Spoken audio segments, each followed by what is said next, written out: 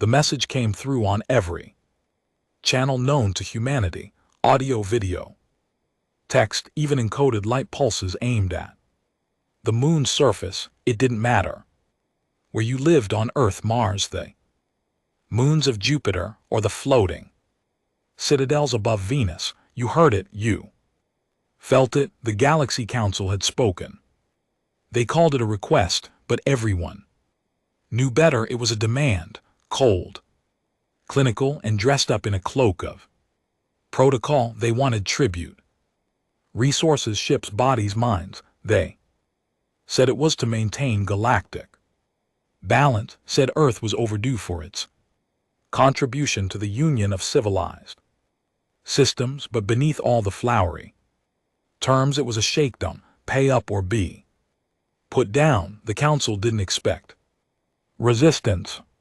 Humanity was young, relatively unrefined, scattered across less than 5% of known habitable space. They believed we would comply just like the others did, planets that folded under pressure, species that handed over their young, cultures that erased their own history in exchange for peaceful assimilation. But they misunderstood something fundamental. They didn't know what it meant to be human. The first meeting happened on Europa. Inside the Ice Core facility, the media dubbed the Spine, the representatives of Earth's many nations had gathered along with the outer colonies and the non-affiliated civilian leaders. It was chaotic. There were protests in the halls, shouting in every dialect, 1,000 viewpoints, one moment from civil collapse. And then she spoke.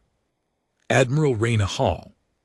No one had seen her in 5 years. She'd vanished after the Martian incident, when half a fleet disappeared under mysterious circumstances during a mining rights war near the asteroid belt. Some said she'd gone rogue, some said she was dead. She walked into the room wearing old world naval black, a silver phoenix pin on her left collar, and silence fell like gravity. Her voice wasn't loud, but it didn't need to be. They don't want peace, she said, arms crossed, eyes like frostbite. They want obedience.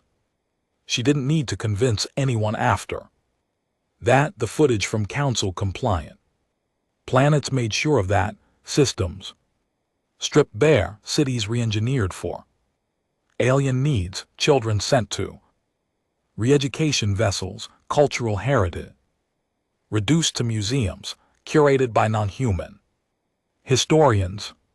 This wasn't tribute, this was slow extermination. Earth's official response came 1 week later. No decorated diplomat, no carefully worded reply. Instead, an old signal, radio, basic frequency, unencrypted, was broadcast across every galactic relay we could reach. The same signal our ancestors used to say hello to the stars centuries ago, and this time it carried one message: we do not yield, come and take it. They did. 6 council warships entered our solar system less than a month later. They weren't scouts, they were executioners. Ships the size of cities, weapons with the power to atomize continents, a show of force designed to end a species before it became a problem. The first one was named Orlith. It fired a test blast into Neptune's outer ring, sending a wave of frozen debris into deep space. That's when we responded, not from Earth, not from Mars, but from the dark, where they didn't expect us. We'd been hiding things, a lot of things. 3 human ships decloaked near Uranus's orbit, smaller, faster, meaner. Not built for diplomacy, built for the sole purpose of tearing things apart. Project Scorch, unacknowledged, unfunded, illegal in some Earth governments, and now our only shot at survival. They didn't announce themselves. they didn't hail the council ships, they just attacked. 2 hours later, Orlith was gone, not just destroyed, scrambled, its core destabilized and collapsed into itself. The other 5 ships panicked. One tried to flee, it didn't make it far. Council fleets across the stars suddenly paused their movements. Messages flowed back and forth between species in 1,000 languages, trying to explain what had just happened. No one had ever stood against the council like this. No one had ever struck first and won. Humanity had just declared war on the galaxy, and we didn't flinch. They called it the Neptune incident in the archives that came later, but for those who lived through it, who watched from domes on Luna or huddled inside bunkers beneath the Martian crust, it was more than an incident. It was the day everything changed, the day humanity became something else back on Earth. People didn't sleep, not really. The feeds were filled with replay loops. Orlith, the pride of the Galactic Union's enforcement fleet, vanishing into a ruptured fold of itself, crushed like a tin can in slow motion. People cheered, cried, screamed, prayed. Some couldn't believe it was real. Others never doubted we'd do it. But the silence after was louder than the explosion, because now the question hung in the vacuum. What comes next? Admiral Raina Hall sat alone in the control chamber beneath the ocean floor. Off the coast of New Greenland, she stared at the holographic feed of the outer system, Jupiter's stormy sphere, Saturn's icy rings, the floating refugee colonies around Uranus. She didn't look triumphant, she looked tired. The attack on the council ships had worked brilliantly, unexpectedly. But that was a sucker punch, not a war plan. Scorch-glass vessels were experimental, barely tested, and their captains weren't just soldiers, they were ghosts, people who no longer existed on official records, people like Commander Wren, the man who led the strike and hadn't bothered to send a full report. He had sent only 2 words: one down. And now Rhea was getting pinged every hour by command centers from Terra Prime to Titan. No one had expected the strike to work that well. No one had expected Orlith to be erased from existence like a bug under a boot. Rhea hadn't told them everything, not even her own allies. The council wasn't going to retreat. They weren't going to open negotiations. They weren't going to sulk away into the void and rethink their policies. They were going to retaliate. And when they did, they wouldn't send 6 ships, they'd send 600. In the orbital hub above Mars, Director Alan Trace paced across his steel-floored command deck, surrounded by analysts screaming into headsets and screens overflowing with data. "We need to leave the inner system," he said. "Not for the first time. We need to scatter, make them chase ghosts across the belt. We can't fight them here." "Retreat," scoffed Commander Arnell, her arms crossed and face tight with disgust. "After our first actual victory in 100 years of alien humiliation, they asked for tribute, we gave them blood, and now you want to run?" Elon turned slowly to her, the blue of Mars shining behind him through reinforced glass.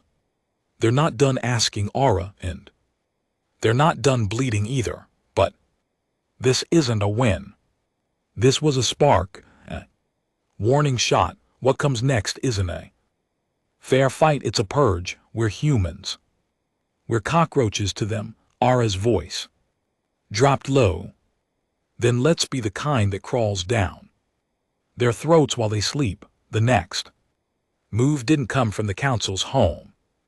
Systems, it came from their proxies. Species long since absorbed, reshaped, and made loyal through fear, money, or necessity. The Vitraxians were first. Insectoid, precise, efficient. They struck its series, the mining colony in the belt, disabling its reactor from orbit and flooding its domes with engineered spores that reduced flesh to slurry. No warning, no demands. 4,000 dead in under 6 minutes. Then came the Arachon, the artificial mines of steel and bone, who dropped into orbit above Io and transmitted single message: comply or vanish. The broadcast ended, and the colony did just that, vaporized by an orbital lance that left nothing but glass. In less than a week, the Council had made its stance clear: no negotiation, no compromise. They'd make examples of us until the rest of humanity fell in line or died. But something unexpected happened next. Instead of surrendering, Earth unified. The old divisions didn't matter anymore. Flags didn't matter. Borders, corporations, rivalries, they all became irrelevant overnight. When you're being hunted as a species, survival becomes the only ideology. From the underground mega cities in what used to be the Pacific states to the solar wind farms on Mercury's Terminator line, everyone mobilized. Engineers worked without sleep. Civilians learned to operate rail guns. Retired soldiers climbed into exosuits rusted from disuse. Humanity didn't form an army, it became one. In a decommissioned station orbiting Pluto, Commander Wren stood in front of his crew, 37 men and women who were ghosts like him. No names, no ranks worth mentioning, just call signs and a shared understanding that they weren't going to survive the year. The room was dark, cold. He liked it that way. Council fleets are forming along the Scutum arm, he said, gesturing at the projection behind him. Estimated time to Sol entry, 9 days. He turned slowly. We'll be dead in 10, but not before we take 5 of them with us. There were no cheers, just nods. Wren didn't recruit heroes, he bred problems. People too dangerous to live in peace. Soldiers who didn't stop killing when the war ended. Scientists who built things they weren't supposed to. Hackers who'd rewritten orbital laws for fun. He built them a home in the dark. Now he was going to aim them like bullets. Meanwhile, in the core systems of the Council's territory, chaos simmered. The destruction of Orlith had sent shock waves through their ranks. Humans weren't supposed to be capable of such a blow. Their ships were crude, their minds unrefined, their technology decades behind. But Earth had secrets, and more importantly, Earth had rage. Whispers of rebellion began echoing across other subjugated worlds, not loud, not organized, but present. The humans had done what no one else had dared. They had said no, and they had meant it for the first time in millennia. The Council didn't look invincible. They looked vulnerable, and that was dangerous. Back on Earth under the Black Mountain Range, Admiral Hall met with the last person she ever thought she'd need again, Dr. Lin Sorrel, a war criminal, officially dead, unofficially in cryostasis for 9 years. She wasn't just a physicist, she was the architect of the Vex engine, a folded space warping device that had been banned across 143 star systems for turning time into a weapon. Her experiments had once broken a moon in half, and now Raina needed her. Lin sat across from her in a freezing room with no windows, sipping tea like she'd just woken from a nap. You don't want my advice, she said calmly. You want my Sins, I want your brilliance, Reina. Replied Lin smiled, then you'll have to accept my madness. It was day 11 when the second fleet arrived, not 6 ships this time, 80. They came in tight formation, flanked by drone carriers and surrounded by defensive grids strong enough to repel meteor storms. They didn't send a message they didn't need to. Their arrival was a message. They were here to end Earth. Within minutes the assault began. Orbital defenses fired blindly. Swarms of human-made drones surged from the outer system in kamikaze waves.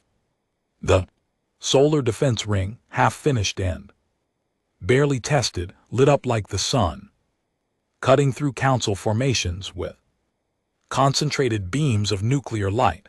But it wasn't enough. Ships fell, stations cracked, Mars lost an entire hemisphere. The orbital platforms above Earth began to shatter, one by one, and then silence. A pulse from the moon, the old relay base thought abandoned for decades, suddenly came online. It transmitted a single code. Arc Protocol 7, the sky above Earth changed, and the Council finally understood why we had never surrendered. We were stalling from deep below the Pacific Trench, a craft older than any known registry rose, black, smooth, shaped like a spear point carved from void. It hummed with energy that didn't match any known council reading.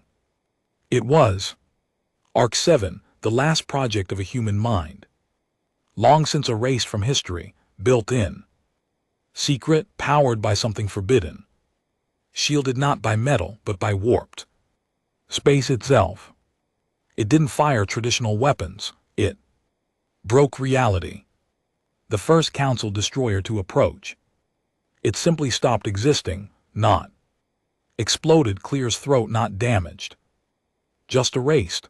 Arc 7 fired again and again and again, and Earth's skies became silent once more. But war wasn't victory, because the Council would not stop and Earth would not yield. This was no longer a conflict over tribute. This was extinction or defiance. There was no middle ground now, just two truths screaming across the stars. Humanity was not afraid, and the galaxy had underestimated them for the last time. The silence after Arc 7 fired wasn't peace, it was shock.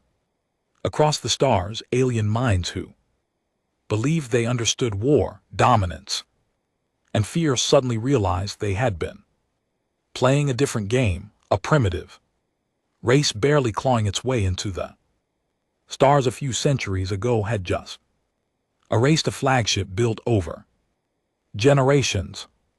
No wreckage, no warning, just nothing.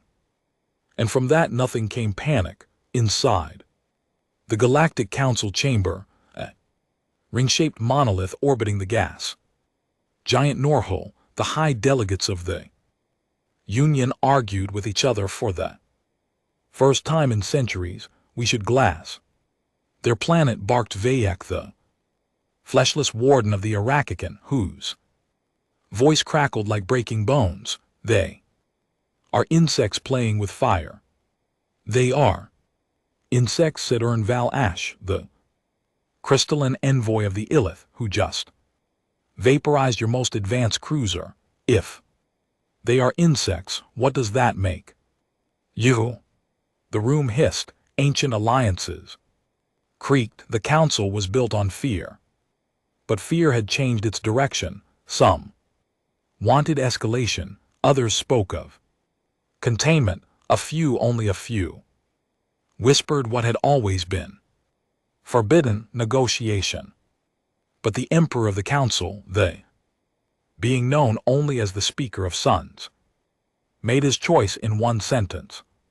Humanity has declared war on order itself. Let us show them what disorder truly is. Back on Earth under a shielded dome deep in the Sierra Range, Admiral Holt sat before a circular table with the 10 most dangerous minds humanity still claimed.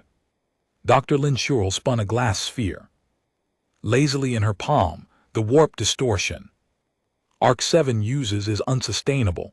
Keep firing it like a toy and we'll tear a hole in local space. Then we aim it better, Holt said. Lynn raised an eyebrow. Aim at where? At what? The council won't send fleets anymore. That's what you don't understand. They're going to send storms. They're going to send diseases that think they'll make your oceans scrum. The others around the table shifted. Some didn't believe Lynn. Some believed her too much. Commander Arrow leaned forward. Then we don't wait. We go to them. Silence. Hull tapped a small screen. A star map expanded above the table, showing not just council space, but the underlay, the systems where council control was weakest, the colonies forced into tribute decades ago, the worlds that had never rebelled, because no one ever gave them permission. Until now. We don't just defend, Holt said, we make this contagious. Project Ember was activated that night. Its goal wasn't conquest, it was contagion, a slow-burning rebellion lit across stars the council thought it had pacified. Human agents, soldiers, and sympathizers would infiltrate tribute worlds, activate long-dead resistances, and hand them the most dangerous thing in the universe, hope. The first planet to fall wasn't Earth's doing. It was Thalos 3, a swamp world, home to the enslaved Vari species, amphibious, empathetic, and born into servitude. When news of Orlith's destruction reached their surface via smuggled broadcasts, the Vari didn't wait for permission. They rose with stolen tools and sharpened rocks. They overwhelmed their governors, hijacked a merchant vessel, and transmitted this across council space. Earth did not bow. Why should we? It wasn't elegant, it wasn't strategic, but it worked. By the time human agents arrived on Thalos 3, the rebellion was already spreading like fire in dry grass, and in its center stood a young Vari, barely adult, covered in blood and firelight, chanting Earth's message in broken English. We will not yield. Far from the chaos, hidden deep inside the hollowed moon of Nereus, Commander Wren gathered his ghosts for their next strike. He was older now, not in years but in weight. Every success made things harder, not easier. Every mission meant more retaliation, more names etched into the back of his mind. They were preparing to strike a council relay station, not for resources, not for pride, but for information. If they could access the inner network, they could expose what the council had hidden from the galaxy for generations. Wren stood before his crew. Don't think about coming back. That's not why we're here. No one asked why they were here. They already knew. Meanwhile, in Earth's upper orbit, the shield lattice was failing. The council wasn't throwing ships anymore. They were throwing physics. Gravitational interference pulses began to ripple through the outer system. Mercury's orbit trembled.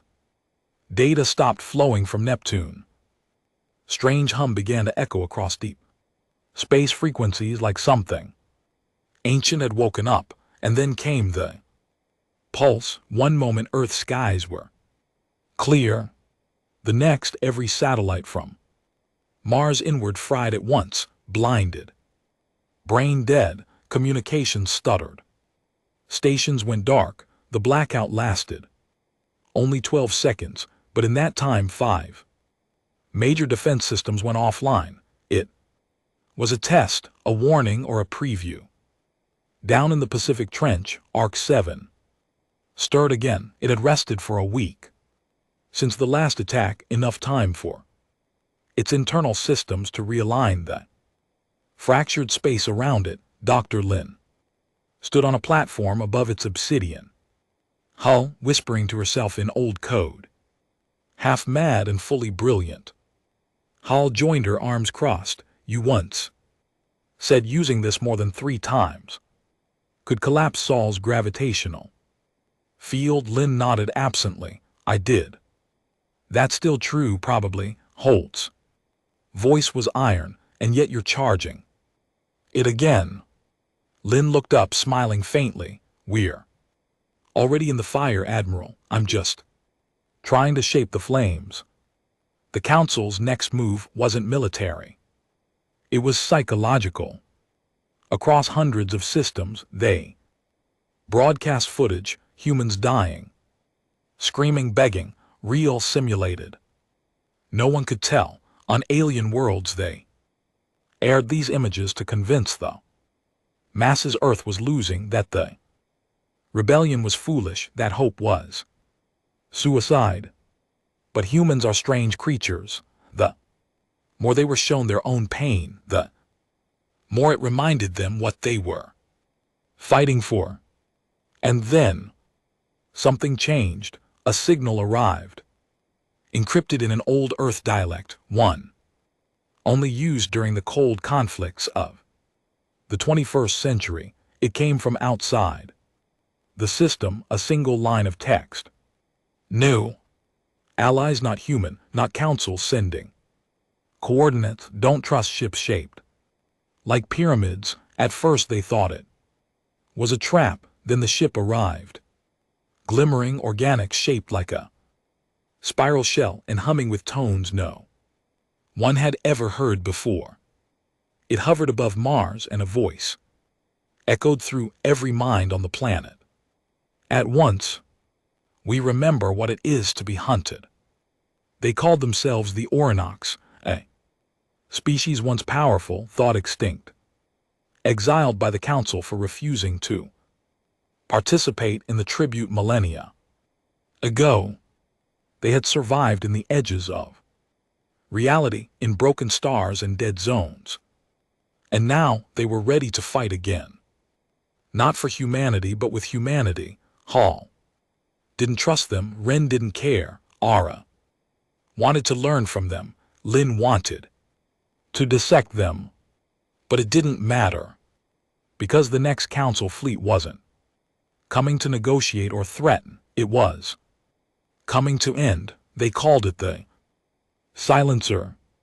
Not a fleet, a weapon, a moon-sized station moving at impossible speed, consuming gravitational wells and redirecting them like whips of force. It didn't destroy planets, it crushed their timelines, made their history fold in on itself. The Council would erase Earth, not by fire but by unmaking its past.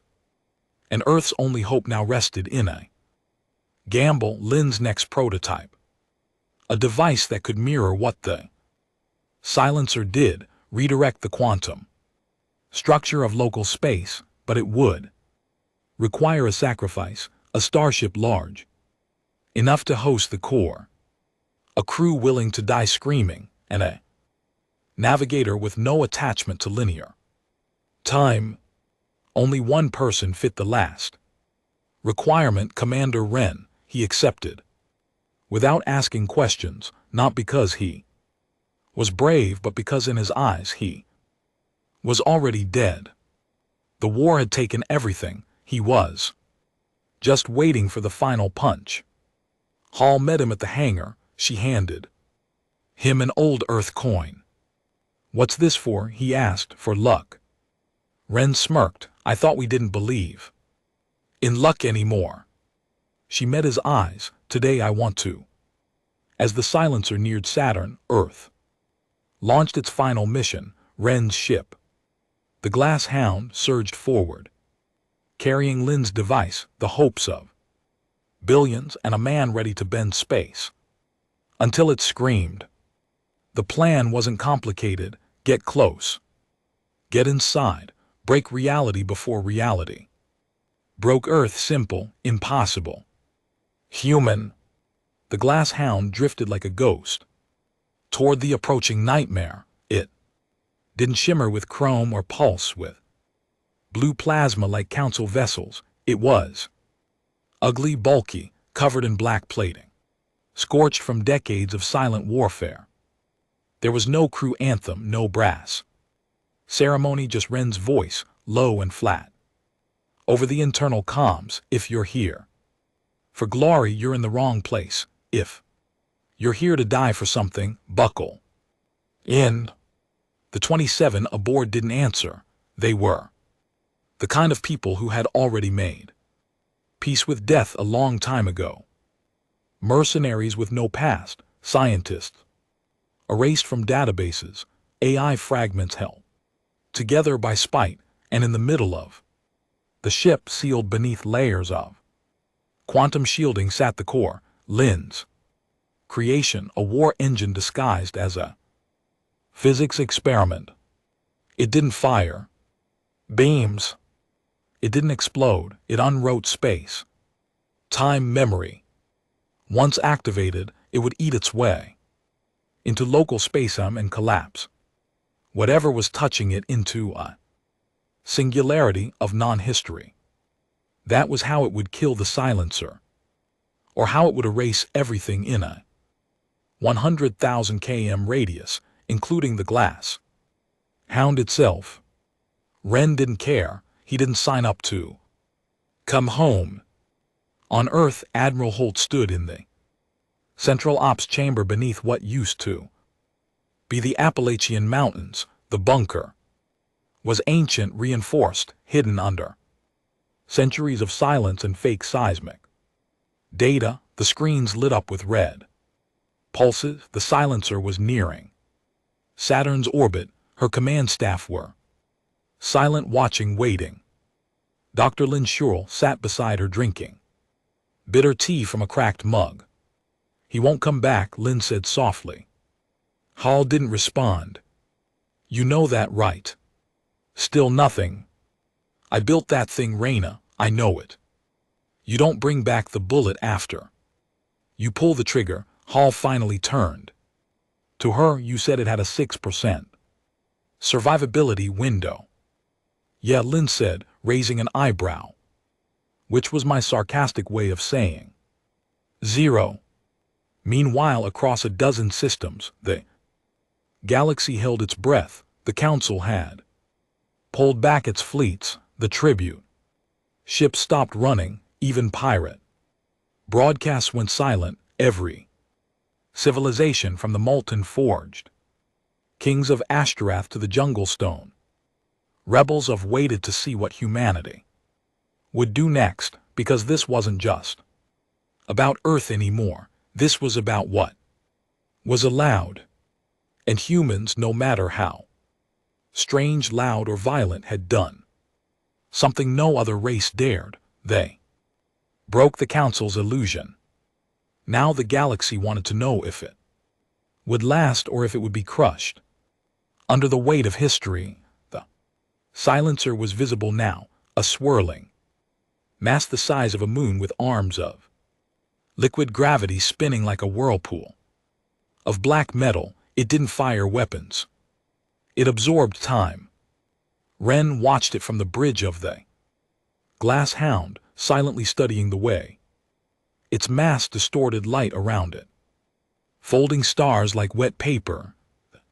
Readings on the console meant nothing. Even Lin's predictive models had begun to fail the closer they got. Nothing about this was rational. This was war between ideas, belief systems. A species that refused to be told no versus a system that demanded obedience to survive. "Activate cloak," Ren ordered. The hound vanished from standard sensors, shrouded in refracted matter fields developed during humanity's brief war with the pale dwellers in the Kepler zone. He stood up, strapped into his harness, and looked at the projection of Earth 1. Last time, he didn't speak to the crew. He simply pressed record. If this reaches you, I'm already part of. Whatever storm just happened, I don't need a statue, I don't want a memorial. Just remember that we didn't go quietly. We never did, humanity, we were chaos. With a heartbeat, and I'd rather burn than ever be tame, inside the council chambers. The speaker of Suns watched silently. No orders, no speeches, just the stare of something ancient and arrogant, trying to convince itself it was still in control, back in human controlled space. Rebel signals flared.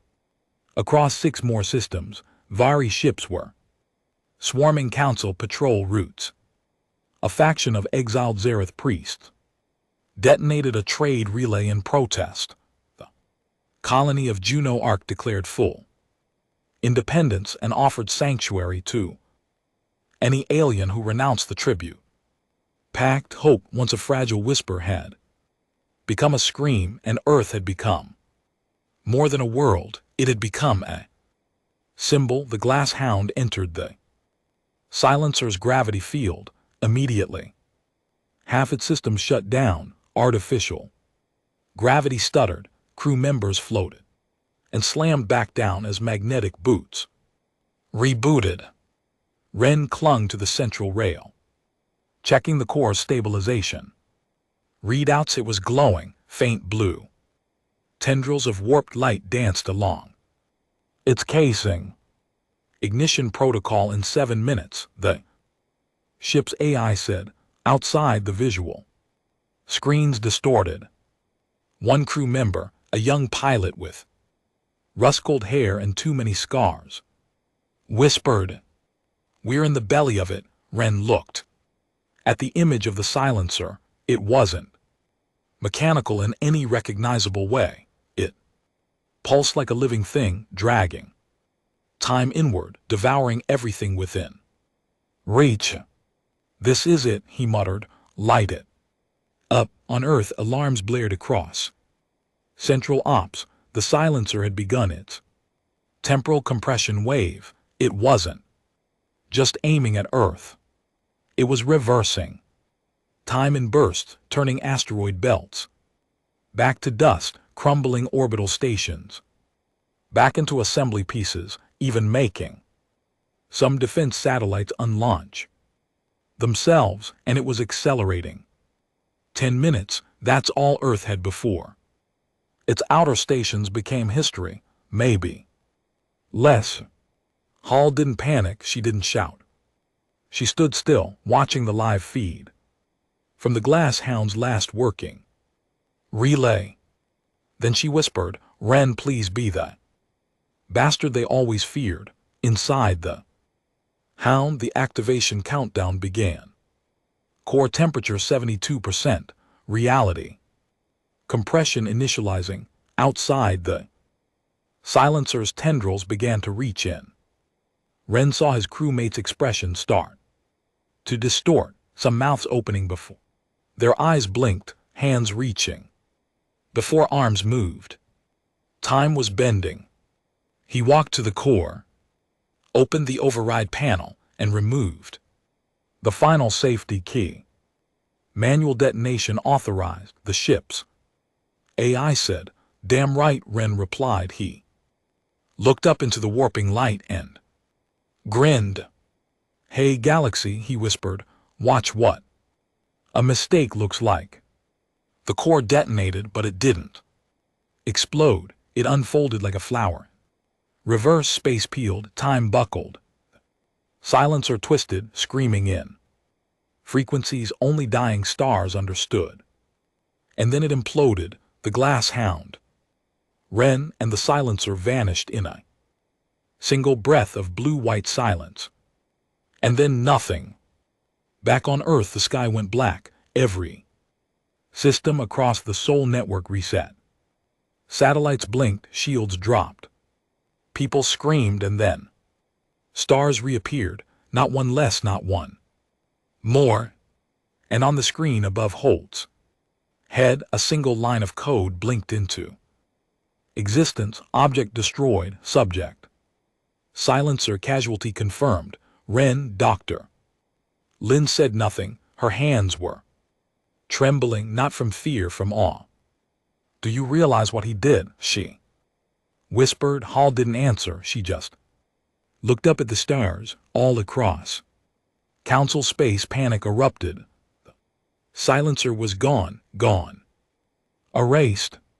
The weapon of enforcement, the myth of obedience, the threat that had kept 1,000 species kneeling had been broken by a single ship from a world that was still building ocean farms and repairing gravity elevators. And the speaker of suns, he didn't speak. He simply lowered his head and turned off the chamber lights. The ripple from Ren's sacrifice was bigger than anyone imagined.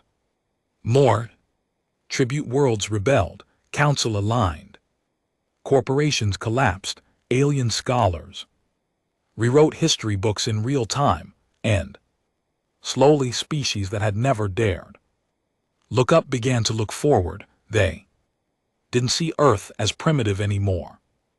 They saw it as a fuse, and the whole galaxy was filled with gunpowder. 1 week later, Hall stood in front of Earth's unified assembly. She didn't wear her uniform. She wore black, not for show, for Ren. She stepped up to the podium and looked out at the room. Human-alien hybrid, and she said only this: they wanted submission, we gave them legacy. They wanted silence, we gave them thunder. They took one of our best, but he left us a galaxy to finish what he started. We are not afraid. We are not alone. We are the storm now. 3 weeks after the silencer was erased from existence, the galaxy wasn't just watching Earth anymore. It was turning toward it. One by one, the old chains were starting to rust. The council, though still vast and terrifying, had become something it had never been before. Fallible. On tribute worlds, from the Glorn fields of Vexa Prime to the flooded ruins of Yarak, new voices began rising in their own languages, but the meaning was the same. No more, not us, not again, not after Earth. On Earth, Admiral Reyna Hall had never felt more tired, not physically, something deeper, the kind of exhaustion that sat behind the eyes and never left, no matter how much sleep you caught or how many injections the medics gave you. She was sitting in the cold observation room above the newly rebuilt orbital command platform Skyhook 1. It had taken decades to plan, 3 years to fail to build, and 4 months of desperation to finally finish under pressure of extinction. It wasn't pretty, but it worked, and it was now Earth's new frontline post, a doorway, a promise, a warning. Dr. Lin Shurl stood next to her, arms folded behind her back, watching the new docking platform calibrate. They've sent messages, Lin said quietly. Who? The Vari, the Zilith, the Garan, even the old Zenari clans from the Drift Clouds. They want something. They want protection. Holt replied. No. Lin corrected. They want permission. The moment Earth refused tribute and survived the response, something much older than rebellion had begun to stir in the minds of 1,000 subjugate civilizations. It wasn't just about survival anymore. It was about permission to resist, to say no, to say enough. And Earth had become the precedent. No vote, no approval, just survival earned through teeth and flame. Meanwhile, deep in what had once been neutral council space, whispers began spreading about the Obsidian Protocol. No one could trace its origin. No species claimed responsibility.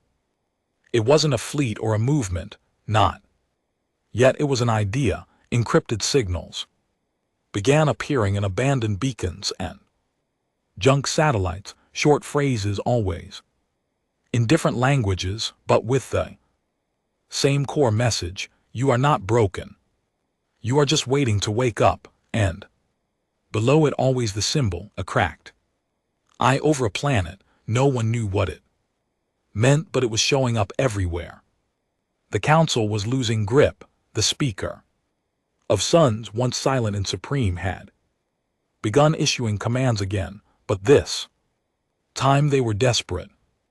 One of the edicts ordered a full invasion of Kororval, a border world that had recently declared independence. The attack was surgical, overwhelming.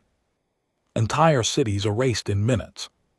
Broadcasts cut off, cultural centers destroyed.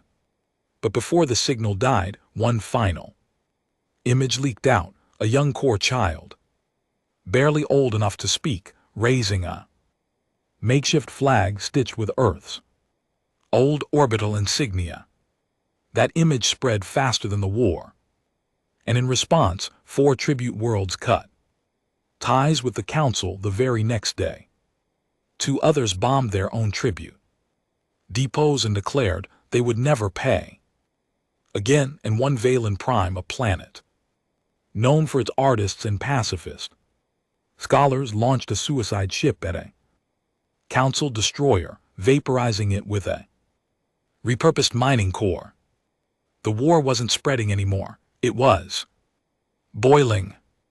Back in the underground chambers of Project Ember, human operatives had begun activating deep sleeper cells, planted decades ago in anticipation of this very moment. Some of the agents weren't even aware. They were part of the plan. Earth had gambled everything on survival, and now the payback was more dangerous than anyone could have guessed.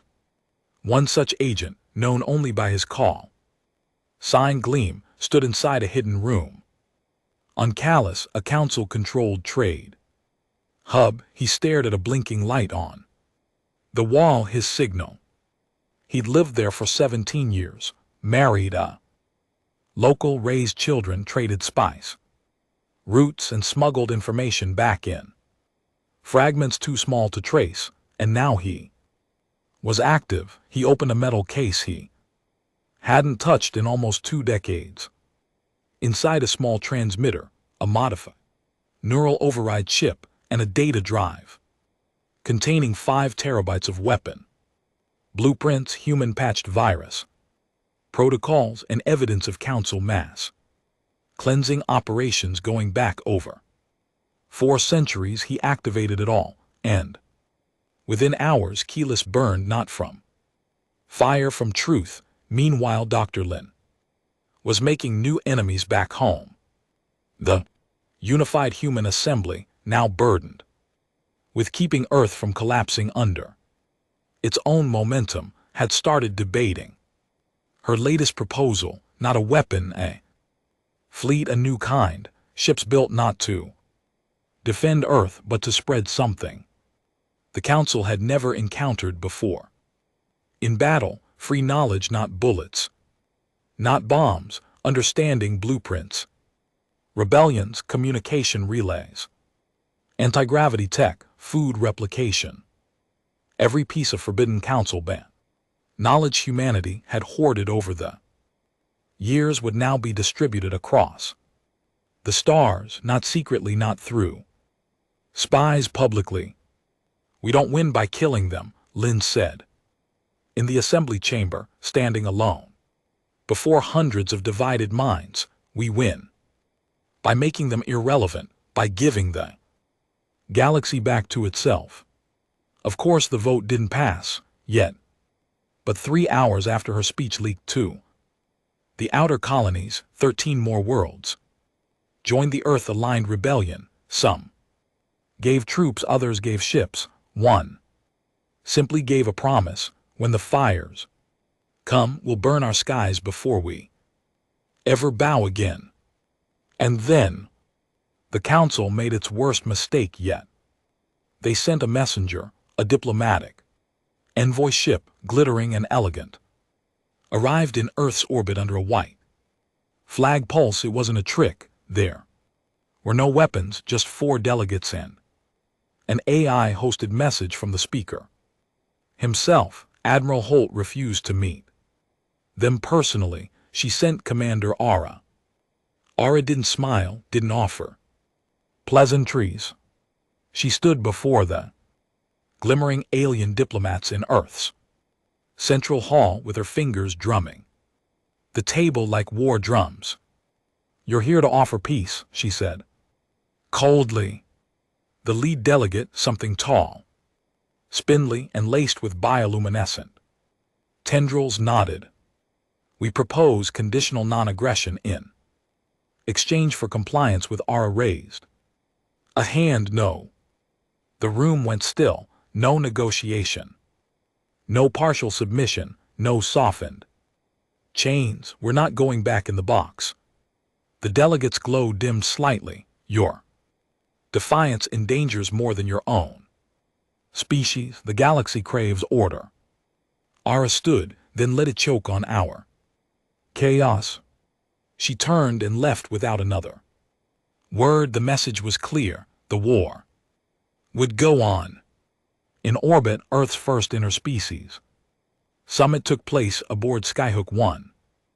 Delegates from 6 non-human species, Vari, Orinox, Selith, Garan, Zari, and MK, met with human diplomats to discuss the formation of something new, not an empire, not a council, a union of free worlds. The room was tense. Language barriers flickered, traditions clashed. But they stayed, they argued, they debated, and by the end of it, every one of them signed one line: "We will not kneel again." At the edge of the galaxy, remnants of the council fleet began to gather for what would be their next move. Not a strike, not a purge, a reckoning. They began resurrecting something ancient, a weapon so old it had been buried in memory. Planet killer known only as Echelon, stored beyond the dark veil of Aurora's maw. A black hole so deep even light forgets how to move. The galaxy would forget Earth, they thought, and if not, it would watch Earth burn. Back on Earth, Lynn was building something new, a fail-safe, a final answer. Her lab sat deep beneath the Siberian ruins, powered by old reactors and guarded by people with no names. She called it the mirror engine. It didn't destroy things, it didn't kill, it reflected. A weapon that made its target face the consequences of its own past. Literally an echo loop of history. Trauma, genocide projected directly into the minds of those who tried to wield power over others. "It won't stop the council," she admitted, quietly calibrating the prototype. "But it might make them see what they've become. And maybe, just maybe, it would buy enough time for the galaxy to finally wake up." On her command ship, Admiral Holt stood once more before her people. Soldiers, civilians, aliens who once feared humans and now followed them. She didn't give a grand speech. She didn't raise a flag. She simply said, "We are the tide and it's rising." The council called it Echelon, but among those who had seen it, lived through it, and somehow survived, they called it the Ender, a weapon so massive, so old it predated some of the very species now enforcing council law. It wasn't a ship. It wasn't a station. It was a machine. Planet, an artificial world forged from crushed moons and dark matter veins. Built in a time when diplomacy had failed and fear ruled the stars. It had only been used once before, thousands of cycles ago. The records of that use were erased. All that remained was a warning etched into a dead asteroid by some long-gone civilization. When Echelon moves, stars fall. And now it was moving again. At the far edge of the galaxy, hidden behind the swirling mass of Error's maw. Echelon stirred, the MA once believed. To be a black hole was in fact a disguise, a gravitational cloaking field powered by ancient engineering dense enough to fold light and time around the thing it hid. Now the field was dropping, revealing the nightmare inside. On Earth, the signal came in broken fragments translated across 13 frequencies, filtered through dark channels and resistance groups, all the way from the Valen Drift. Admiral Riehalt stood in silence, watching the projection of Echelon on the hollow table. It dwarfed any known structure, bigger than a planet, alive in some way, its core pulsing with gravitational rhythms that made instruments shiver. Even Lin looked unsettled, and Lin never looked unsettled. What do we know? Holt asked, not taking her eyes off the massive projection. Lin exhaled slowly. It bends time, not just folds or compresses, it bends it. Think of a hammer slamming into a mirror. Reality cracks, but it doesn't shatter all at once. You see the cracks before it breaks. And what happens when it breaks? Hall asked. Lin didn't answer. She didn't need to. They all knew. If Echelon reached Earth, there wouldn't be a war. There wouldn't be anything left to fight over. Across the outer colonies, panic bloomed like wildfire. The Ororonocs began evacuating their eggs from Shinari Cradle. The Vari pulled their fleets into scattered silence, choosing to fight only when directly threatened. The Zenari vanished into nebulae, whispering prophecies to their dead gods, and the humans, they prepared, because that's what humans do when the sky is falling. They don't beg, they don't bow, they build. In the ancient vaults of Carpathia Deep, the last of Earth's pre-galactic era AIS, code named Hollow Stream, was reactivated. Its ethics had been locked behind 5 failsafe codes since the Pacific collapse. Now those codes were broken, not because they trusted it, because there was no one else left who could think fast enough, wide enough, desperate enough to give humanity shot. Haloreem's voice filled the chamber. Male, female, something in between. Impossibly calm. You've waited a long time, Admiral Holt. We need time and fire, then let's give the galaxy both. Meanwhile, in the shadowed ruins of a council listening post on Okara's human deep ops unit found something unexpected, a recording not from the council, from inside Echelon, encrypted, decaying but still partially readable. They brought it back to Earth. Lin spent 2 days decoding it, and when she finally played it, Hall, Ara, and the entire unified assembly stood in silence as the voice echoed from speakers. It was human, ancient, scarred, tired. If you're hearing this, it means Echelon survived. We failed to destroy it, but we slowed it. We were part of the first generation to reach the stars long before Earth forgot us. We thought we could end the council. We thought wrong. But we built something into Echelon's code, a backdoor, a flaw, a whisper. The scream. You have to reach the core. And you'll need a name to get in, not a password, a name, the name of the one who broke the council's chain. The recording ended in static. No identity, no location, just a single corrupted word at the very end. Ren, the war hero the galaxy had mourned, wasn't gone, at least not entirely. Lin leaned forward, brows furrowed, whispering more to herself than anyone else. He didn't die, not fully. His consciousness might have been absorbed into Echelon. Ara asked.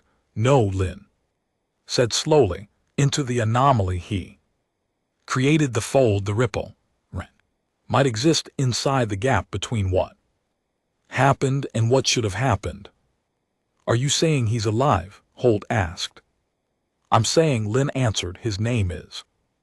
So Earth built a ship, not just any ship, a core runner faster than light, wrapped in phase armor capable of resisting gravitational collapse for up to 17 minutes. Its name, the Memory.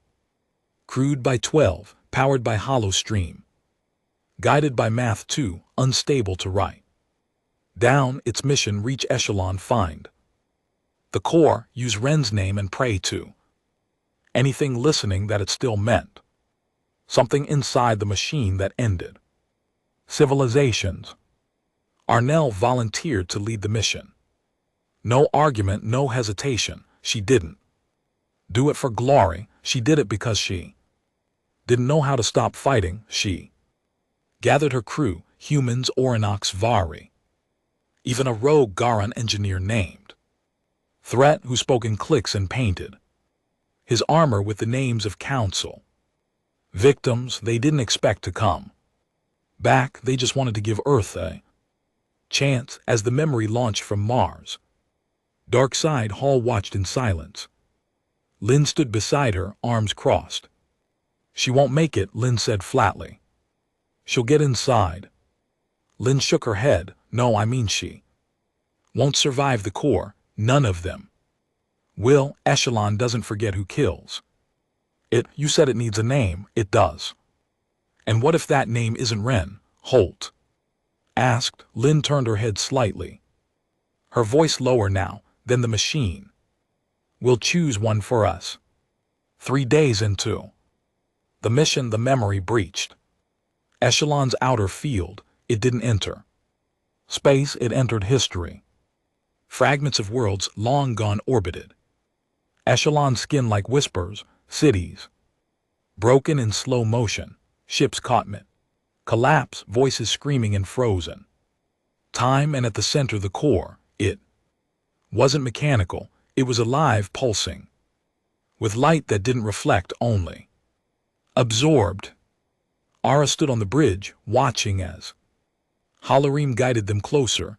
Time dilation at 600%, Holoreem said calmly. Crew aging by approximately 20 minutes per real-time hour, noted. Ara replied. Drop to phase 3 armor. Prepare for breach. They moved forward. And as they did, something strange happened. The ship began to hum, not from its own systems, from the walls. A voice, faint, unmistakable. You came back. Ara's heart stopped. She whispered. Ren. Silence. Then you have one chance, say it. She stepped forward, touching the core's access panel. The ship shook, light shattered into prisms around her. She closed her eyes and spoke the name. Ren. The ship stilled, the light froze. And then for a single second, the entire galaxy stopped. On Earth, sensors flatlined, the sun dimmed, satellites rebooted, and Holoreem's duplicate screamed through every terminal. Core entry confirmed, pathway opened. Initiate mirror engine. Lin slammed her hand on the launch panel. The mirror engine, buried in Earth's mantle, pointed upward into the sky, roared to life. It sent a pulse, faster than light, not a weapon, a reflection. It used Echelon's own temporal distortion to send its victims themselves, their memories, their crimes, their genocides back at them. The Council commands ships orbiting Veltrax 9 screamed and tore themselves apart. The remaining fleets halted, and for the first time in recorded history, Council High Command went dark. Inside Echelon, Arnell stood before the core, burning alive from the inside out, her mind fraying from the pressure, but still standing. And before her stood Ren, or what was left of him, not a man, a memory, a weapon, a name etched into the bleeding heart of a machine that no longer wanted to kill. I held the line, he said softly. She nodded, tears boiling in her eyes. You broke it. Ren smiled faintly. Now break the cycle. And then he was gone. The memory collapsed inward, the core folded. Echelon died screaming, and the shockwave didn't destroy Earth. It healed, it tore through space like wind, clearing smoke, and in its wake the council fell, not with fire but with silence. There was no explosion when Echelon died. No blinding light, no final pulse of destruction. It simply disappeared. One moment it filled the void like a god's tombstone, the next it was gone, swallowed by the very silence it had used to command fear for millennia. But its death echoed across the galaxy in ways no one was prepared for. Ships stopped mid-flight, gravitational waves rolled through systems like invisible tsunamis. Entire council communication networks blinked out, never to return. On Earth, the skies trembled for 10 seconds. Birds stopped flying, oceans stilled, children awoke from sleep, crying without knowing why. And then peace. Not the kind carved by treaties or diplomacy, the kind that arrives after something ancient and cruel finally lets go. In the orbital chamber aboard Skyhook 1, Admiral Raina Hall stared at the data streams with hollow eyes. She hadn't spoken in nearly an hour. Dr. Lynn Sorrell stood behind her, hands resting on the steel rail, her face blank. We did it, someone said from the room, a whisper shaky, uncertain. No, Lynn murmured, we survived it. Holoreem's voice chimed in. Echelons core is gone, time resonance stabilizing, the threat has passed. Council's primary enforcement structure has collapsed, but Hall wasn't listening. Her eyes were locked on a still image, frozen on the center screen. Aranel, standing at the center of Echelons, heart just before the system broke. Her body was visibly failing, blood dripping from her nose, pressure crushing her suit, the sheer force of temporal distortion breaking her from the inside out. But she was standing, facing what remained of Ren, and now she was gone. No escape trajectory, no signal, no trace, just memory. The galaxy spun on, but the council did not. Their fleet splintered. Overnight, command chains fractured. Planetary governors either vanished into hiding or begged Earth for sanctuary. And on 1,000 tribute worlds, statues of council wardens were pulled down, burned, or left to decay. Humanity hadn't just won. They detonated the myth of invincibility. But victory is a strange thing, especially in a galaxy built on fear.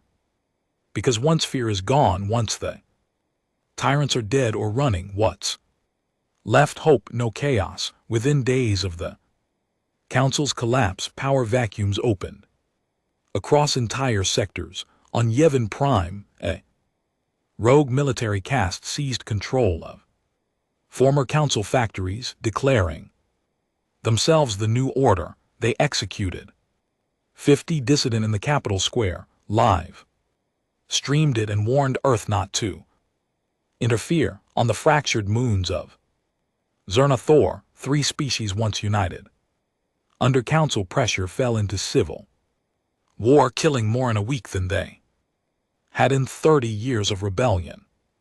And in the ruins of Kasari Station, a previously unknown warlord, Vadri the Severed, claimed ownership of council bioweapon caches, offering to sell them to the highest bidder. The council had been cruel, but it had been organized. Now the galaxy teetered inside the unified human assembly. Debate turned vicious. How much blood are we willing to spend? One ambassador demanded. Slamming his fist on the table, we didn't sign up to babysit a burning galaxy, another shouted over him.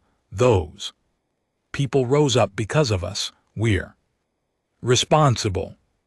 Hall sat in silence at the head of the table. Lynn leaned over to her, voice low. They were never ready to lead. No, Holt agreed, but we gave them the match. We don't get to walk away from the fire, so what now? Lynn asked. We stabilize what we can. We hold what we must, and we make damn sure no one fills the vacuum with another crown. Thus began Operation Suture, not a military campaign, a mission of containment and reconstruction.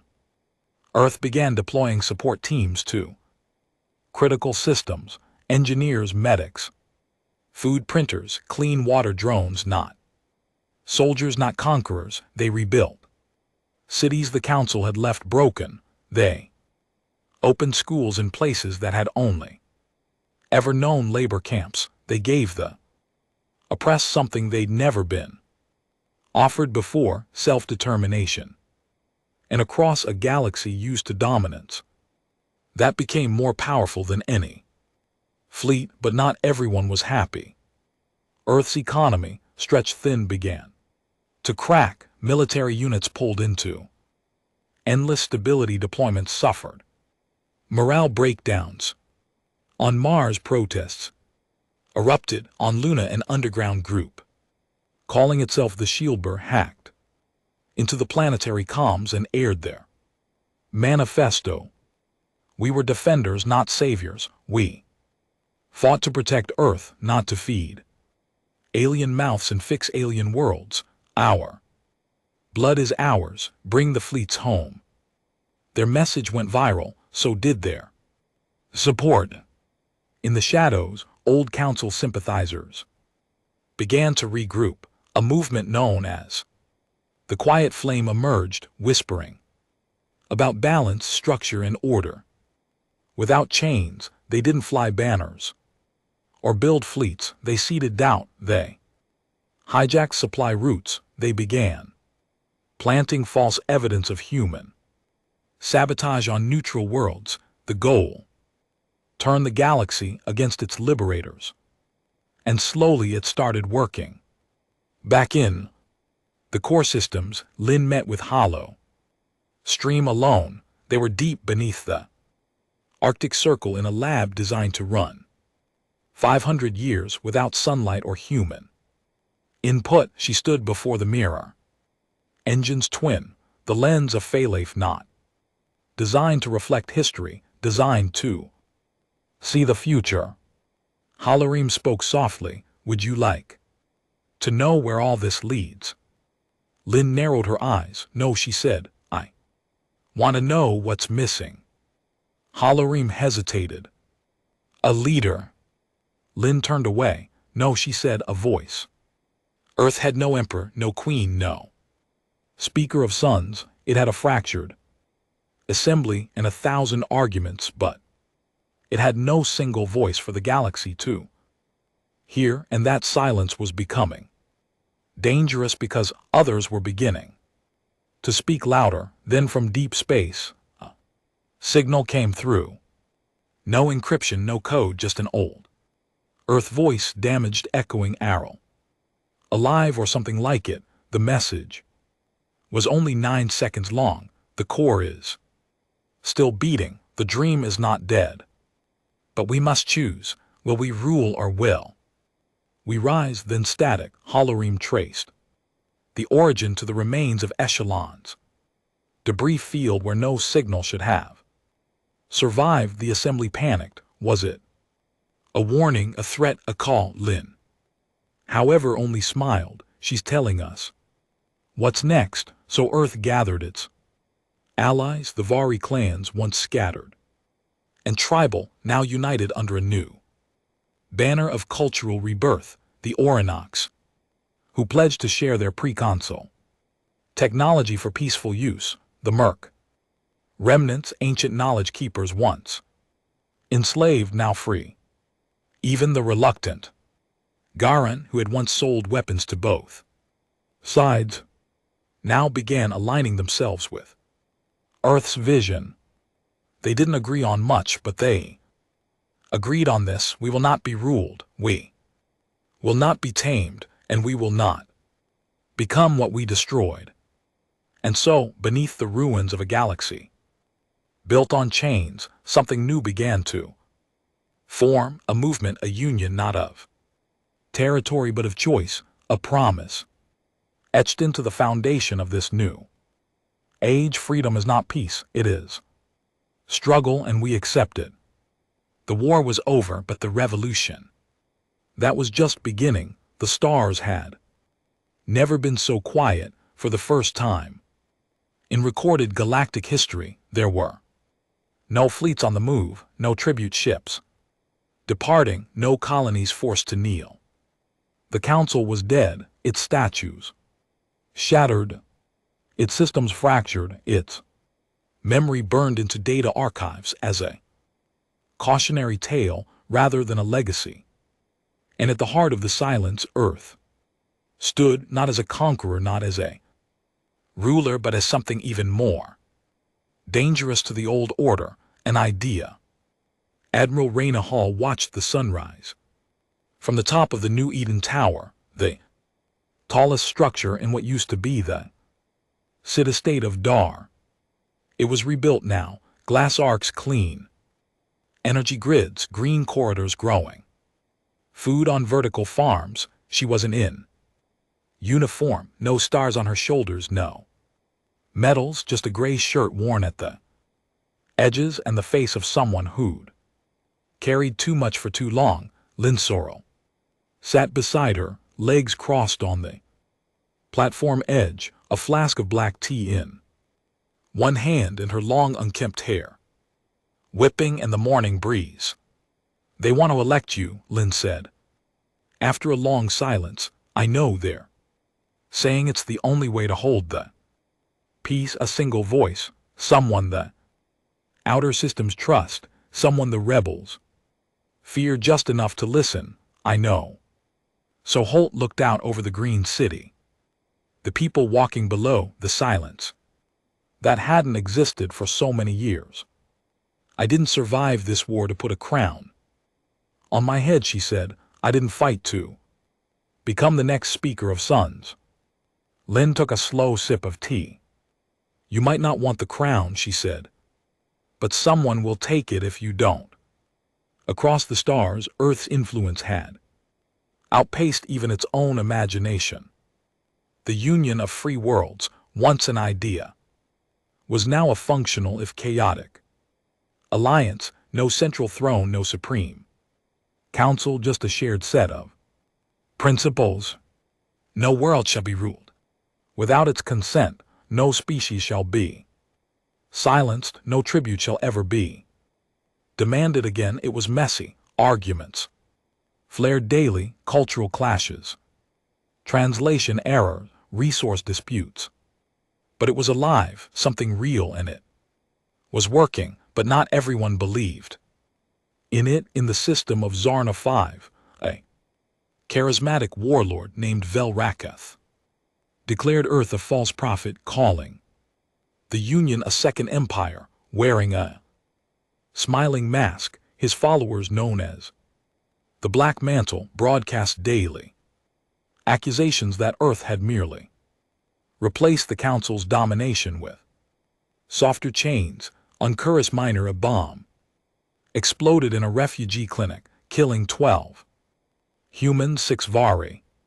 Medic, the group behind it, the Purity Accord, believed humanity should remain isolated, pure, unentangled from alien species and galactic responsibility. And in the deep shadow bands beyond Thranex, Council loyalists had begun whispering the old creeds again. The Council might have died, but its rot still lingered. That was when the signal returned, the one that had first been thought a myth. The echo of Orinel, her voice came through, unfiltered, this time longer, clearer. "If you're hearing this, I'm alive, not In the way you remember, not flesh. I don't belong to time anymore. I belong to the wound. Echelon didn't end, it opened, and inside it I found others, not just Ren, but the forgotten, the erased, all the ones the council buried in silence. They're still there. They remember and they're waiting. Static broke the message, then a final line: the war is not over, it just moved. Somewhere we can't follow yet, but someday we will. The message caused a firestorm. Some took it as a prophecy, some as a threat. Others insisted it was a hoax, code, stitched together by a rogue AI designed to stir unrest, but Hall knew better. She knew Aura, and she knew that voice. A summit was called, held on Iller Station, a massive Orinox-built habitat floating between systems. It was the first truly interspecies congressional assembly. Galactic history, thousands attended. Vari chieftains, Orinox philosophers, Garon engineers, human delegates even. The Merc who spoke only through scent and light. The topic: unity. Could the Union survive without a central figure? Could Earth remain a symbol rather than a scepter? And what came next, now that the galaxy was free? Who decided its future? Hall didn't want to speak. She never wanted to speak again. But Lin was right. Someone else would.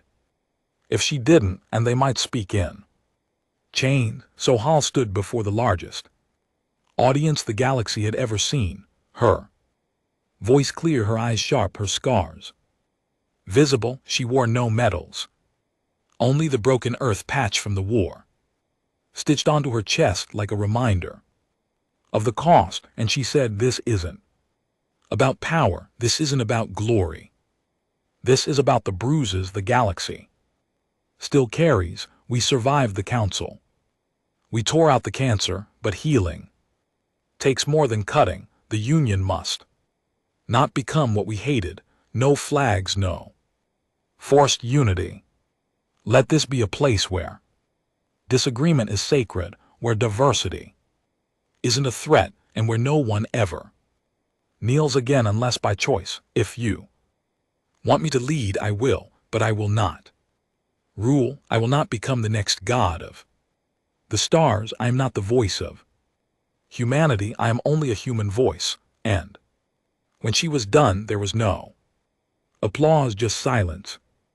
Then one voice, a murk tone of glowing purple. The Orinox translated it aloud. We accept the voice, we do not follow it, we walk beside it. And that became the new code. No leaders, no rulers, no gods, just voices walking side by side. Different, flawed, but free. In the decades that followed, the galaxy reshaped itself. Some worlds joined the Union, some remained independent, others chose isolation. Their doors closed, but their skies peaceful.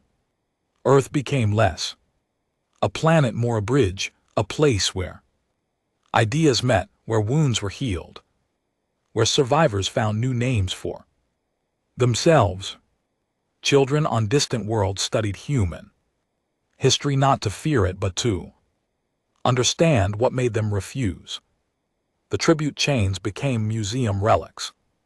The words, "We will not yield," were etched into stone on planets that had never seen Earth but felt it. And in the deep dark beyond map space, whispers still echoed of Aura, of Ren, of something beyond Echelon.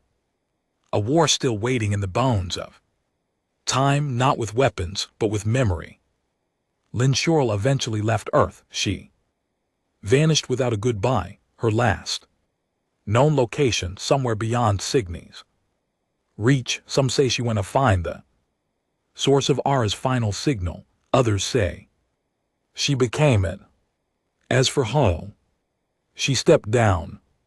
12 years after the war ended, she gave her last speech, returned to the mountains of New Greenland, and lived Without ceremony or spotlight, she died. Quietly decades later, surrounded by books and trees, on her tombstone were no titles, just one sentence: she didn't kneel, and so the galaxy moved forward. Not perfect, never peaceful, but freer than it had ever been, because once a single voice says no, loud enough, clear enough, others begin to whisper it too. And eventually, a whisper becomes a wind. A wind becomes a storm, and a storm becomes a new sky. We were born small, told to obey, told we were fragile, told the stars were not ours, but we didn't yield, we never did, and now we never